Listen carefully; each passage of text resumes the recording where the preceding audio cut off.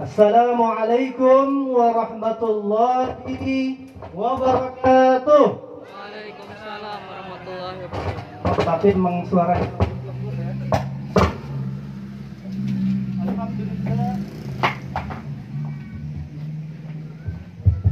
Alhamdulillah Alhamdulillahi Rabbil Alamin Walhamdulillahi alladhi la yablughu midhatahu al-qa'ilun ولا يحصي نعماءه العادون ولا يؤدي حقه المجتهدون الذي ليس لصفته حد محدود ولا نعت موجود ولا أجل ممدود خلق الخلائق بقدرته ونصر الرياح برحمته والصلاة والسلام على أشرف الأنبياء والمرسلين على حبيبنا وشفيعنا ومولانا أبي القاسم محمد صلى الله عليه وسلم وعلى آله الطيبين الطاهرين وعلى أصحابه الميامين المنتجبين أما بعد. Yang Al-Fakir hormati Al-Ustadz Deden yang tadi telah mewakili keluarga besar dari Al-Ustadz Abdul Basit. Yang Al-Fakir hormati juga Al-Ustadz Dr. Haji Hasan, Al-Ustadz Haji Acing Misbah, Al-Ustadz Dede, Al-Ustadz Dani yang telah hadir di antara kita, dan mohon maaf bagi para tokoh yang tidak saya sebutkan namanya satu persatu, tentu tidak mengurangi rasa hormat Al-Fakir kepada antum sekalian. Alhamdulillah, puji syukur kepada Allah Subhanahu wa taala senantiasa harus kita panjatkan. Walaupun kita pada saat ini tengah berada di tengah badai COVID-19.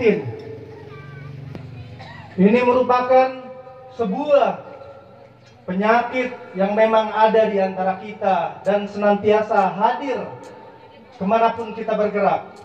Intinya semua itu untuk mengingatkan kita agar terus mendekatkan diri kepada Allah Subhanahu wa taala dan menjadikan kita hamba-hambanya yang soleh dan soleha, sehingga pada saat ini pun alhamdulillah sebagaimana tadi telah disampaikan oleh Al-Mukarram Al-Ustadz Deden bahwa niat ikhlas, niat suci dari keluarga besar Al-Ustadz Abdul Basit tiada lain ingin menjalankan perintah suci Al-Quran, perintah Allah Subhanahu wa taala, dan juga mengikuti sunnah Rasulullah Sallallahu alaihi wasallam.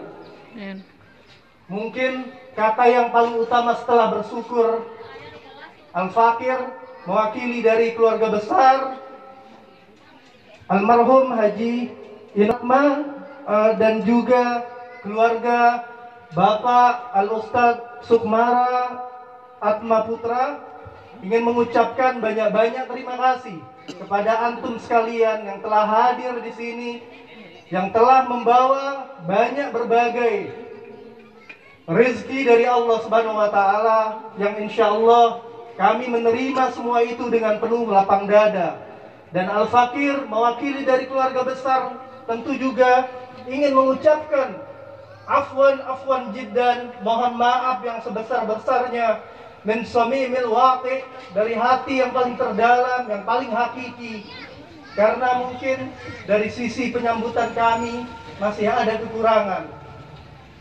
Tapi saya biasa kalau dalam hal-hal seperti ini sangat terharu, karena di tengah kesederhanaan tentunya kita berusaha bergerak di jalan suci Al-Quran dan hadis Rasulullah Sallallahu alaihi wasallam. Izinkan Al-Fakir untuk menyampaikan sebuah ayat yang sangat masyhur, yang tentu sering kali disampaikan dalam acara-acara pernikahan dan sambutan. A'udzubillahi minasyaitonirrajim. Bismillahirrahmanirrahim. وَمِنْ آيَاتِهِ أَنْ خَلَقَ لَكُمْ مِنْ أَنْفُسِكُمْ أَزْوَاجًا لِتَسْكُنُوا إِلَيْهَا وَجَعَلَ بَيْنَكُمْ مَوَدَّةً وَرَحْمَةً Inna fi dzalika laayatin liqaumin yatafakkarun. Shadaqallahul aliyyul azim. Allah Subhanahu wa taala memulai firman-Nya dengan kata wa min ayatihi, yang artinya di antara kita banyak sekali ayat-ayat yang ada, di mana ayat-ayat tersebut tiada lain supaya kita agar terus mendekatkan diri kepadanya. Agar apa ayat itu ada? Agar ayat itu menjadikan orang-orang yang telah dianugerahkan berpikir, dianugerahkan hati nurani, senantiasa dapat menggunakan nalar akar pikirannya serta hatinya, kalbunya, dengan terus mengikuti anjuran dari Allah Subhanahu wa taala dan Rasulullah sallallahu alaihi wasallam. Dari ayat-ayat itu kita ketahui bahwa telah diciptakan, yaitu kita manusia, dan diciptakan pula golongan yang sesuai dengan kita, yaitu pasangan kita. Sang suami akan mendapatkan pasangan istri, istri mendapatkan pasangan suami, yang tentu tidak dari jenis yang berbeda. Maksudnya bukan dari jenis jin, bukan dari jenis ifrit atau lain-lain. Tapi ketika kita ingin membangun sebuah rumah tangga, ingin menjalankan sunnah Rasulullah, maka di sana pula akan ada jalan-jalan yang dipermudah oleh Allah Subhanahu wa taala bagi kita semua. Ketika ada pasang-pasangan, kita kemudian di sana pula ditunjukkan bahwa ada sebuah tujuan di antara pernikahan, yaitu untuk kita meraih ketenangan. Maksudnya meraih ketenangan itu di sana ada kata ya litaskunu ilaiha, itu berasal, kalau kita sedikit membuka tafsir ya dari Al-Mukarram Profesor Dr. Kiai Al-Habib Quraisy Shihab menyatakan bahwa kata tersebut berasal dari huruf sin, kaf dan nun yang berarti tenang, atau sakana yaskunu yang berarti menenangkan. Sama kata tersebut bisa dipadukan dengan kata, kalau di dalam bahasa Arab itu ada kata sikin. Sikin itu artinya pisau. Ya. Kenapa pisau itu menenangkan? Kita tidak jauh berada pada bulan Zulhijjah. Masya Allah, pernikahan ini juga insya Allah berkat bulan tersebut kita dapat banyak keberkahan dan rezeki. Sikin biasa digunakan oleh para penyembelih untuk menenangkan hewan-hewan yang tadinya meronta, dengan membaca doa, niat ikhlas mendekatkan diri kita kepada Allah. Makanya sikin sama dengan litaskunu ilaiha, karena dapat menenangkan.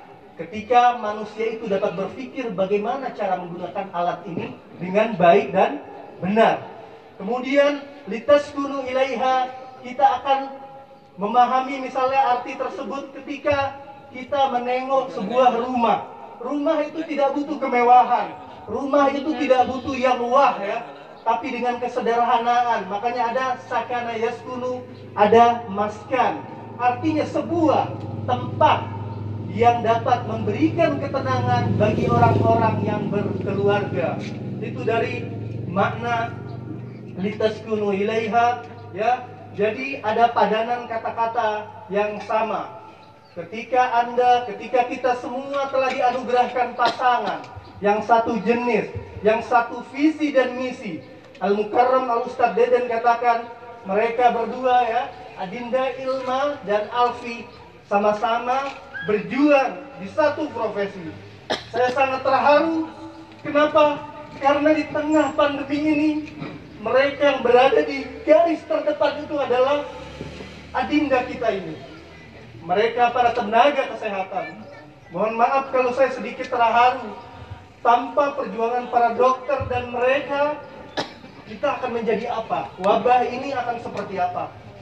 Makanya ketika disatukan, mereka tidak hanya akan mendapatkan ketenangan sebagaimana Allah telah janjikan.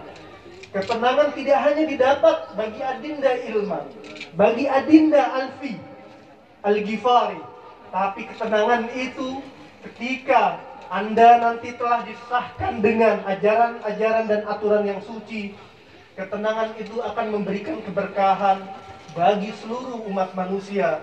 Sebagaimana Anda telah ditugaskan dan disumpah untuk senantiasa merawat orang-orang yang sakit, menjaga orang-orang yang sakit, dan berjuang di tengah masyarakat.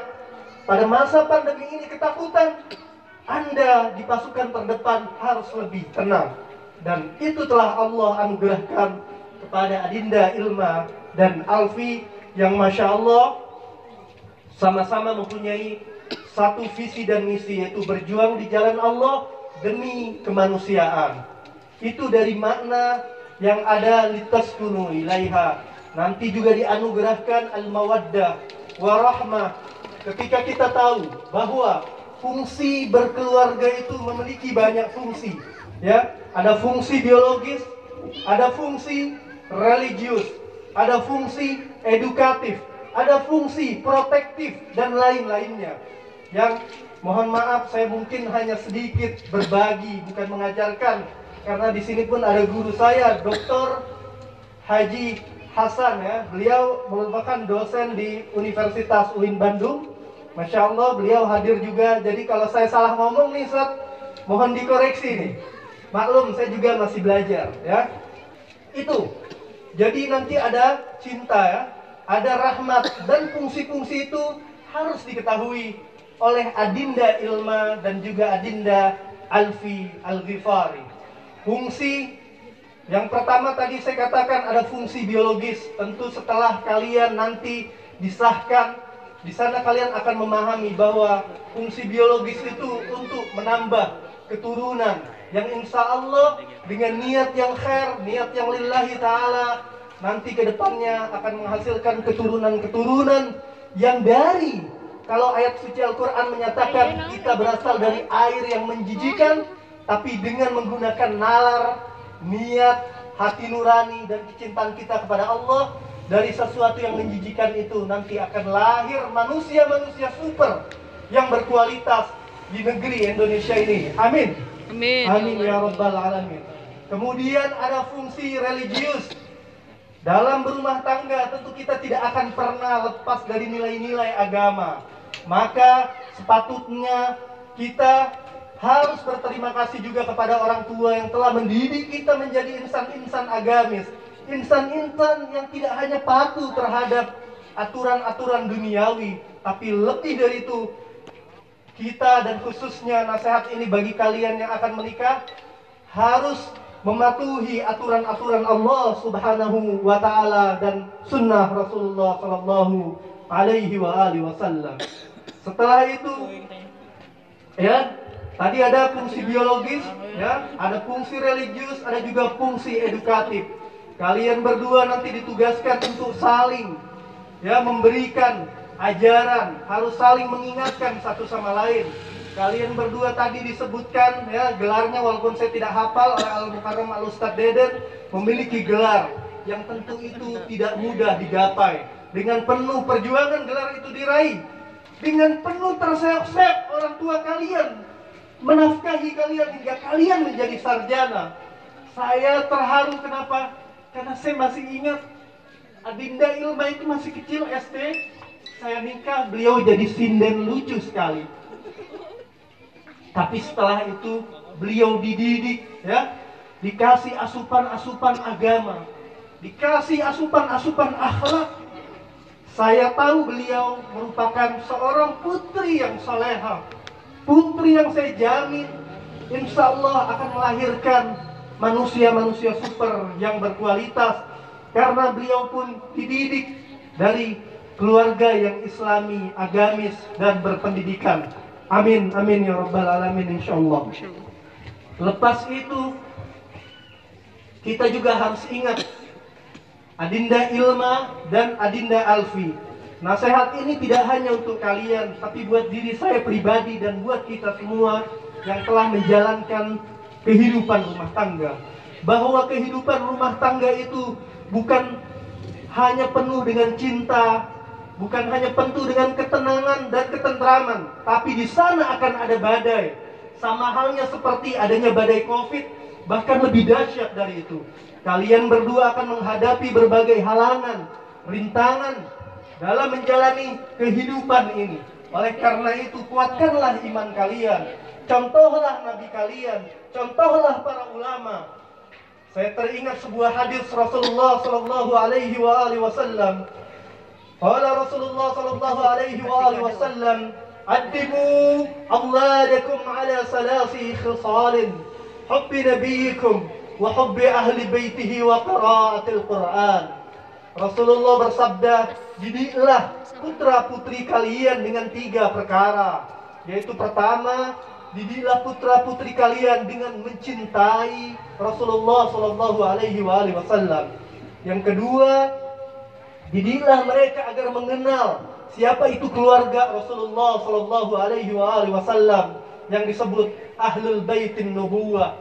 Yang ketiga, kenalkanlah, ajarkanlah anak-anak kalian, anak-anak kita dengan pendidikan Al-Quran, sehingga mereka bisa menjadi pengkaji ilmu-ilmu Al-Quran." Itu kita lihat bahwa bagaimana para alim ulama itu berhasil di Indonesia tentunya. Mereka bisa berjuang membangun negeri ini dengan penuh keikhlasan, dengan penuh tumpah darah, materinya dikorbankan karena mereka mengkaji bagaimana Rasulullah dengan Siti Khadijah dulu berjuang hingga hartanya habis. Dan mereka mengkaji bagaimana Rasulullah pernah menikahkan, yaitu Amirul Mukminin Ali ibn Abi Thalib dengan Siti Fatimah Zahra, sehingga berkat doa dan anugerah dari Allah Subhanahu wa taala mereka melahirkan putra-putra dan keturunan yang soleh dan soleha. Di antaranya ada Sayyidina Hasan, ada Sayyidina Husain. Dari wanita ada Siti Sayyidah Zainab, dan ada yang lain-lain yang mereka di dalam lembaran-lembaran sejarah yang telah dipaparkan oleh para alim ulama, di dalam tarikh At-Tabari, tarikh Al-Baghdadi, tarikh Ad-Dimashqi, mereka banyak dijelaskan bagaimana mereka berjuang tidak hanya memberikan anugerah bagi umat manusia, tapi mereka bisa sukses menjadi seperti itu karena berjuang di dalam rumah tangga dengan penuh kesuksesan, dengan penuh ketenangan, dengan penuh keikhlasan, dan dengan penuh tunduk patuh kepada kedua orang tua. Adinda Ilma dan Adinda Alfi, ketika Anda nanti sudah berumah tangga, bukan berarti Anda bebas melupakan kedua orang tua. Ingatlah bagaimana Siti Fatimah Zahra ketika ibundanya telah wafat, yaitu Siti Khadijah, beliau tetap merawat ayahandanya. Walaupun di sisi lain Siti Fatimah Zahra harus melawat Sayyidina Hasan, Sayyidina Husain, dan juga harus memberikan rezeki yang mereka miliki bagi para sahabat yang berdatangan ke rumah mereka, bagi Sayyidina Abu Bakar As-Siddiq, Sayyidina Umar bin Khattab, Sayyidina Utsman bin Affan, Sayyidina Abu Dzar Al-Ghifari, dan lain-lain. Itu perjuangan yang telah dilakukan oleh mereka. Semua dimulai dari dalam rumah, dari maskan yang memberikan ketenangan. Anda, Adinda, Ilma, dan Alfi pasti di dalam perjuangan banyak menemui halangan dan rintangan di luar. Tapi ketika nanti masuk ke rumah, insya Allah akan menemui hal-hal yang menenangkan lahir dan batin. Jangan bawa masalah di luar ke dalam. Harus diselesaikan kalau ada masalah dengan apa? Berkomunikasi, dengan bermusyawarah. Dan harus dengan cara yang dewasa. Harus juga konsultasikan dengan kedua orang tua kalian. Kita tidak bisa, walaupun telah dipisahkan, nanti mungkin kalian akan pindah, tapi harus tetap jaga komunikasi dengan kedua orang tua kalian. Kalian tidak akan menjadi akan bisa memahami bahwa guru-guru kalian memberikan ilmu yang bermanfaat.